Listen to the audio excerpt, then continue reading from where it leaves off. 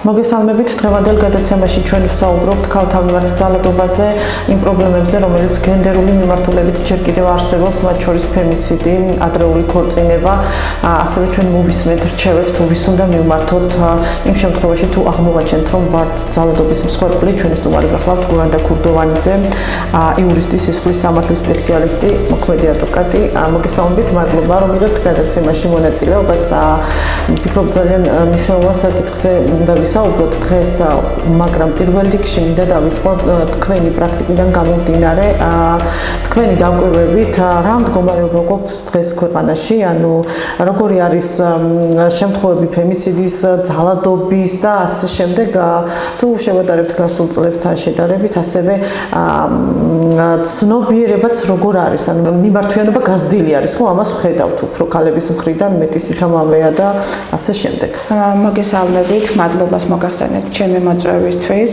გენდერული თანასწორობა თავისი არსით, თავისი შინაარსით მრავლის მომცველია. ანუ ზოგადად გენდერული თანასწორობა ნიშნავს ქალის და მამაკაცის თანასწორობას. ანუ არის ორივე დაბადებით, ორივე ერთნაირი უფლებით, კანის, სქესის, რასის მიუხედავად და შესაბამისად სტერეოტიპულად კი მართალია დღევანდელ მდგომარეობაში ყოფენ, რომ თითქოს მამაკაცს მეტი უფლებები გააჩნია ვიდრე ქალს, მაგრამ გაერომ ძალიან დიდი როლი ითამაშა ამ საკითხის ადვოკატირების სფეროში. დაახლოებით 30 წლის უკან დაიწყო გაერომ ადვოკატირება გენდერულ თანასწორობის საკითხთან დაკავშირებით და მათ შორის ერთ-ერთი ქვეყანა ეს არის საქართველო. ეს ძალიან მნიშვნელოვანია ჩვენთვის, როგორც ქალებისთვის, ვინაიდან და რადგანაც წარმომადგენლები ზედამხედველობას უწევენ ზოგადად საქართველოში ქალთა უფლებების დაცვას. ძალიან მნიშვნელოვანია იმ კუთხით, რომ გაეროს დაფინანსების სწორად შეიქმნა არასამთავრობო ორგანიზაციები, რომლებიც ქალთა უფლებების დაცვას უწევენ ადვოკატირებას. ანუ ცნობიერების ამაღლება ამ კუთხით ძალიან დიდია. ხშირად არის ტრენინგები, თუნდაც პროკურატურის წარმომადგენელთა მხრიდან, რომლებიც გაამკაცრეს მიდგომა იმასთან დაკავშირებით, რომ სკოლის მოსწავლეობაში ჯერ კიდევ ხდება ახსნა განმარტება ქალის უფლებების დაცვასთან დაკავშირებით. ანუ გენდერის საკითხი, ის რომ ქალიც მამაკაცის თანასწორუფლებიანია, ჯერ კიდევ ამას სკოლის პერიოდში ასწავლიან. თუმცა პრობლემა არის, იმიტომ რომ ჩვენც ქართული მედია ჯგუფი აქტიურად მუშაობს სოფლად მცხოვრებ ქალებთან, მათ შორის და საოკუპაციო ხაზთან მცხოვრებ ქალებთან, თუმცა ვიტყოდი, რომ ძალიან ბევრი არის სამუშაო. ცნობიერების ამაღლების კუთხითაც სამუშაო ამ კუთხით, რომ ჯერ კიდევ ცნობიერების ამაღლება მოხდეს ის, რომ დაბადებით ქალიც მამაკაცით თანაბარი უფლებით სარგებლოს.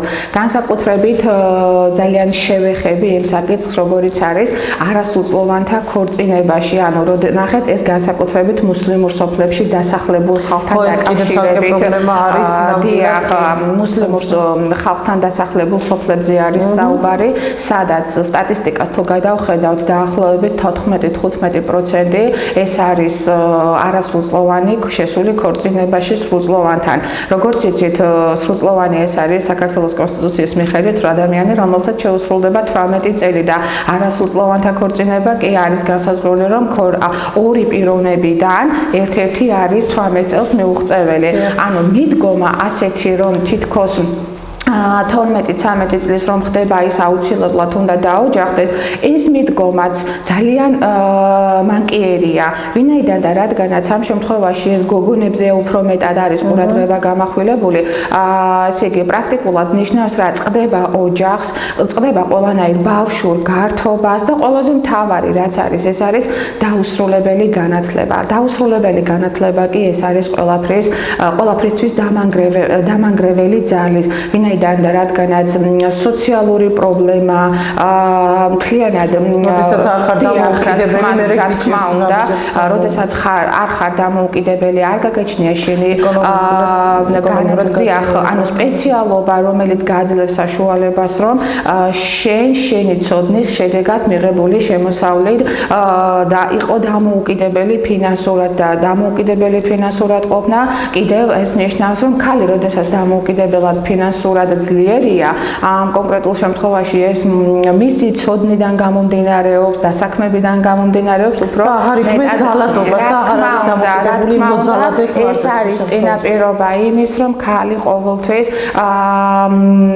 მძლავრად იღებს ხმას ოჯახში, თუ კი ხდება მის მიმართ ძალადობა და საერთოდ ასე არის სტატისტიკურადაც უმაღლეს დამთავრებული ქალი, რომელიც არის მოწოდებით ის, რომ ძლიერ პიროვნებებზე აქვს საუბარი, ისინი არასდროს არ ითმენენ ოჯახში ძალადობას და სხვებსაც ურჩევენ, რომ მიმართონ ამ კუთხით და შესაბამით სამართალდამცავ ორგანოებს და დახმარებას უწევენ კიდევაც და არ ერიდებიან, არ ეგუებიან, არ ეპუებიან ოჯახში ძალადობას. ძალიან მნიშვნელოვანია ეს თემა. თქვენ თუ მუშაობთ მსგავს кейსებზე, თუ გქონიათ თქვა პრაქტიკაში და არის დღეს პრობლემა, ანუ რა თქმა უნდა, დიახ, მიდგომა იმასთან დაკავშირებით, რომ იცით რა არის, მე მაინც ქალი ვარ და შესაბამისად არ მაქვს იმის უფლება, რომ დაცული ვიყო, თუნდაც სახელმწიფოს მხრიდან, თუნდაც შესაბამისი ორგანოების მხრიდან, ქალები ცდილობენ, რომ აიტანოს ოჯახური ძალადობა, ქმრის მხრიდან, ოჯახის წევრის მხრიდან ძალადობა და ეს ძალიან კიდევ ვიმეორებ, ეს არის მანკიერი თვისება. ამ ყველაფერს ძალადობას უყურებს არასრულწლოვანი ოჯახში პატარა ბავშვი, რომელიც იზრდება იმ შთაგონებით, რომ რახან დედა ითმენდა ოჯახურ ძალადობას მამის მხრიდან, პაპის მხრიდან, ბებიის მხრიდან და სხვადასხვა პიროვნებების მხრიდან, ბავშვსაც შთაგონებული აქვს ის, რომ რახან დედა ითმენდა, ბავშვიც ვალდებულია ეს ყველაფერი აიტანოს. ეს კიდევ უფრო შორს წაგვიყვანს ეს საუბარი, იმიტომ რომ ძალიან კიდევ ვიმეორებ, ძალიან ცუდი მიდგომა არის ასეთი და შესაბამისად ვიტყვი მე როგორც იურისტი ვიტყვი რომ ხშირი არის მიმართვიანობა ეხლა უკვე ქალებმა ხმა ამოიღეს ქალებმა მძლავრად ამოიღეს ხმა აღარ ითმენენ ოჯახში ძალადობას და ძალიან პროგრესი არის ამ კუთხით შესაბამისად სამართალდამცავი ორგანოების მხრიდანაც ხდება მყისიერი რეაგირება აი ეს მინდოდა კი მეკითხა ანუ კანონმდებლობა როგორ მოქმედებს ანუ ძალადობის შემთხვევებში რომელი ორგანოები არიან პასუხისმგებლები და ვინც ანუ ვის შეიძლება მიმართოს თუ გააცნობიერებს ქალი რომ არის ძალადობის მსხვერპლი თუ გააცნობიერებს იმიტომ რომ ხშირად ჩვენ ასეა პრაქტიკა ასე გვიჩვენებს ჩვენ რომ როდესაც ოჯახში ხდება ძალადობა მას ჭირდება შველა ეს იქნება დამხმარე თუნდაც მეზობელი რომელიც იგებს მეზობელი ოჯახიდან ყვირილის ხმას რო სიტყვა შეიძლება არ დაიძახონ მიშველე მაგრამ როდესაც ხმა მაღალი საუბარია ხდება შემდგომ სამართალდამცავი 112-ში დარეკვა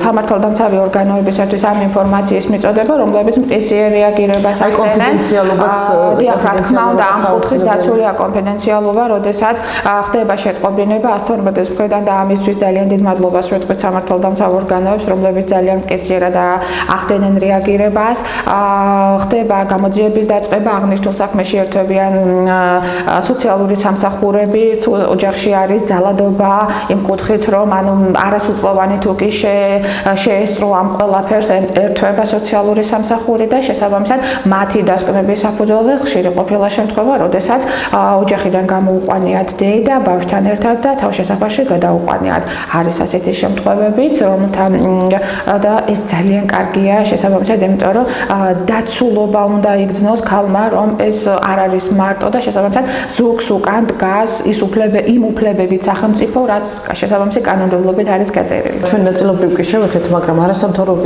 მრობლების როლზეც მინდა გავამახვილოთ ყურადღება, იმიტომ რომ არიან ორგანიზაციები, რომლებიც უშუალოდ გენდერის მიმართულებით მუშაობენ. რამდენად დიდი არის არასამთავრობო ორგანიზაციების როლი, რომლებმაც შეიძლება ახლა უკვე აი ამ კანონის პირობებში ვეღარ შეძლო ხო ის რასაც აქამდე აკეთებდნენ.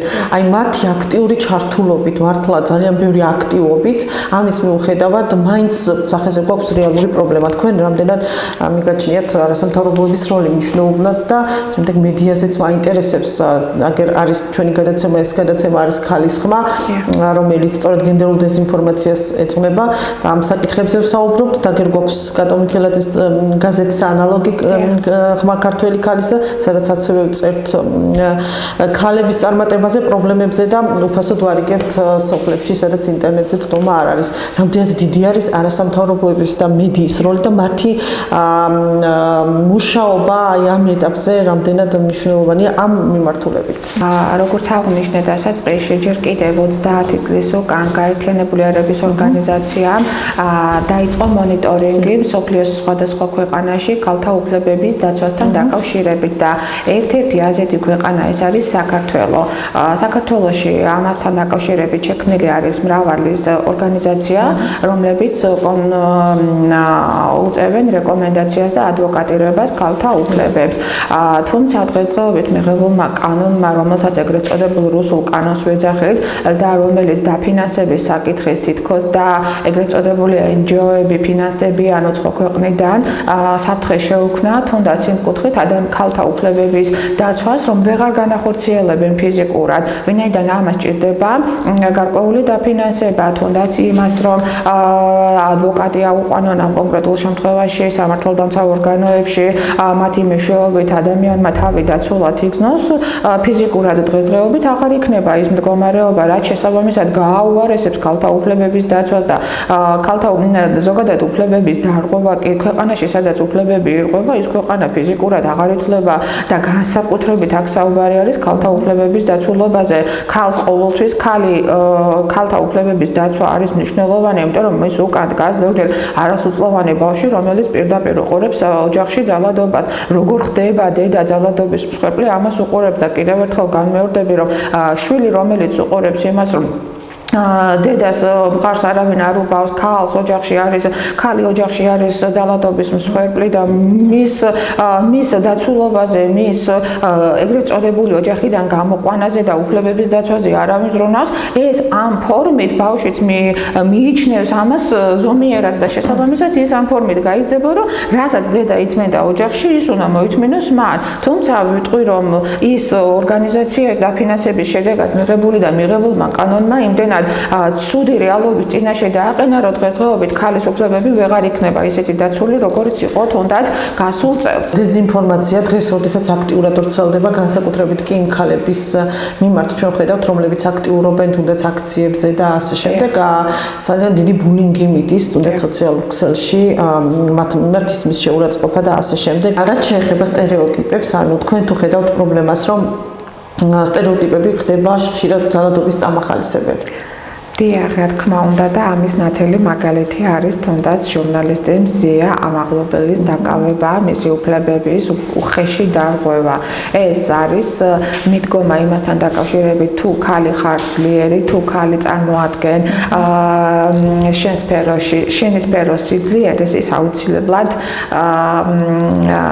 უკანა პლანზე უნდა იყოს გადაწეული. შესაბამისად, ის თქვენ რასაც ახორციელებს თუნდაც გაზეთის მეშვეობით, ეს ძალიან მნიშვნელოვანია პირობითად ქალს, რომელსაც არ აქვს ცდომა სოციალურ ქსელზე, ცხოვრობს მაღალმთიან სოფელში და როდესაც მილვა გაზეთი, სადაც იქნება ნათქვამი, რომ ქალის ხმა არის ძლიერი, ქალის უფლებები არის დაცული, ეს მისთვის წამახალისებელი იქნება და ის ისწავლის საკუთარი უფლებების დაცვას, რომ არსებობს ქვეყანაში თუნდაც არასამთავრობო ორგანიზაციები, თუნდაც სახელმწიფო სტრუქტურები, რომლებიც იცავენ ზოგადად ქალის ხმას, ზოგადად გენდერულ თანასწორობას. ეს ძალიან მნიშვნელოვანია. თქვენ მადლობა ამისთვის, რომ ზრუნავთ ქალთა უფლებების დაცვაზე და შესაბამისად იმ დიდი წვლილისთვის გიხდით კიდევ მადლობას, რასაც გაზეთის გამოცემა ქვია. დიახ, ქალთა დასაქმების კუთხითაც რომ ცოტა ვისაუბროთ, ანუ თქვენ დაგვირობით რა მდგომარეობა გვაქვს, იმიტომ რომ ჩვენ ხედავთ ხოლმე რომ მოწინავე პოზიციებზე მაინც კაცები არიან.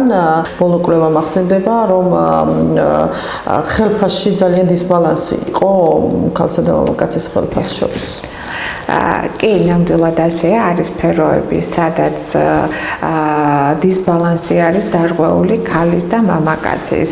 თუმცა არის სფეროები, სადაც ჭარბობს ქალების რაოდენობა და ამის სალმები. თუნდაც ავიღოთ ცენტრალური საარჩევნო კომისიის მიერ დაკომპლექტებული შემდგომ მოკლევადიანი. დიახ, ეს არის, როდესაც პროპორციულად თუ ავიღებთ 85 15%-ზე ასეთი თანაფარდობა იქნება დასაქმებულ ქალსა და მამაკაცებს შორის. არის სფეროები, სადაც ქალის აზროვნება უფრო მეტად საჭიროა, რა თქმა უნდა, ვიდრე მამაკაცის. ანუ აღქმის უნარი უფრო ქალს სხვანაირი აქვს, ვიდრე მამაკაცს. თუმცა არ უნდა იყოს დარღვეული ქალის და მამაკაცის უფლება, თუნდაც მამაკაცის უფლებებიც ამ კუთხით, რომ ანუ უნდა ნაწილდებოდეს. ჩემი როგორც იურისტის პოზიცია ასეთია, რომ ქალის სამსახურში ქალის და მამაკაცის თანაბარი უფლებებით უნდა სარგებლობდეს და უნდა იყოს გადანაწილებული. ანუ ქონების საკითხი, როდესაც დგება, ანუ რატომღაც ყველაფერი არის კაცის. დიახ. თუმცა არის გამონაკლისები, მაგრამ ძირითადად ეს მოცემულობა გვაქვს. დიახ, ყველაზე მტკივნეულ თემას შევეხეთ ჩვენ დღევანდელი რეალობის. მე არ ვიცი რატომ, მაგრამ ძალიან ხშირად ხდება პრაქტიკაში ტერმინი ასეთი მშობლების გარდაცვალების. ანუ თაობებით გავიზარდეთ, რომლებიც ასეთ ლიდნენ და დღემდე არის სწორედ აი ამას ყველაზე ცუდი მიდგომა არის ის, რასაც ჩვენ ამ წუთას ვსაუბრობთ.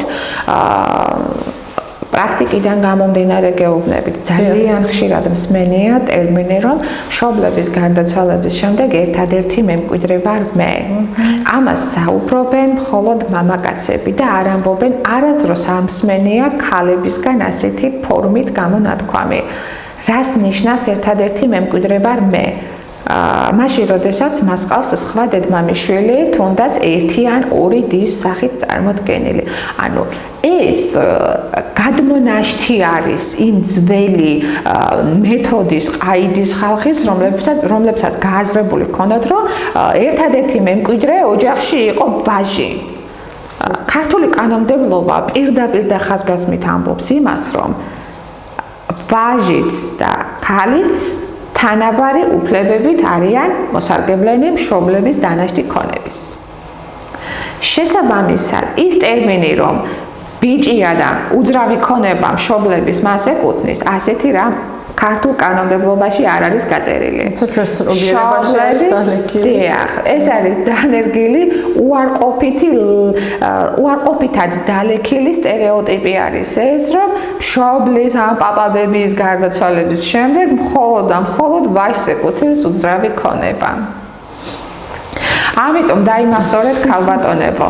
ღმერთმა დიდხანს გიცოცხლოთ მშობლები, პაპაბებიები, გარდაცვალების შემთხვევაში თქვენც იგივე უფლებით სარგებლოთ ქონების განაწილებასთან დაკავშირებით, როგორც თუნდაც თქვენი ძმები და ოჯახში დაბადებულ გაზრდილი მამაკაცები.